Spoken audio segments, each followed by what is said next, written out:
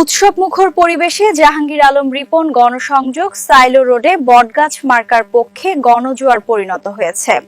প্রচারণায় ভোটারদের ব্যাপক সাড়া মিলেছে, যা নজর কেড়েছে সাধারণ মানুষের। বর্তমান পরিস্থিতিতে নির্বাচনের আমেজ সর্বত্র ছড়িয়ে পড়েছে এবং